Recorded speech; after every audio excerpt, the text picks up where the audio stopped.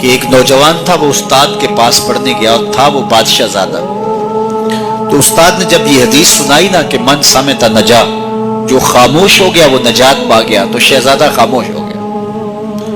اب بادشاہ کو فکر لاحق ہوگی کہ بیٹا بولتا نہیں، کیا مسئلہ ہوا؟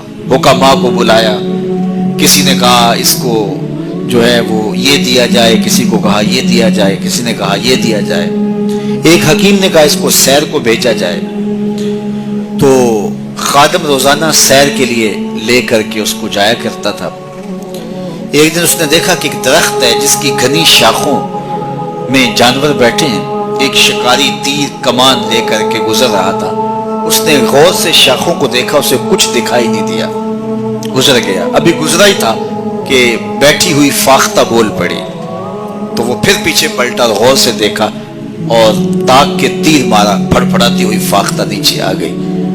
تو اس کی زبان سے بے ساختہ نکلا، صدقت یا رسول اللہ، اے پیارے رسول آپ نے سچ کہا ہے، نہ بولتی تو نہ ماری جاتی، خاموشی میں نجات ہے۔ بادشاہ روز رپورٹ لیا کرتا تھا کہ بیٹے نے کچھ بات تو نہیں کی، آج بتایا خادم نے کہ یوں یوں ماجرا ہوا ہے۔ بادشاہ سمجھ گیا کہ یہ تو قصداً خاموش ہوا ہے، تو اس نے جلاد کو بلایا، کہا ذرا اس کو آج الٹا لٹکاؤ نا۔ تو جلاد نے الٹا لٹکا کے جب اس کو کوڑا مارا نا تو پھر چیخا، کہا صدقت یا رسول اللہ صلی اللہ علیہ وسلم، یا رسول اللہ آپ نے سچ کہا، فاختہ بولی وہ ماری گئی، میں بولا میں مارا گئی۔ خاموشی اختیار کریں گے، جہاں بہت ضروری ہو وہاں بولیں گے، زبان کی آفتوں سے بچ جائیں گے تو بہت سارے گناہوں سے بچ جائیں گے۔ اس کی آفات سب سے زیادہ ہے، سب سے زیادہ گناہ زبان کی وجہ سے۔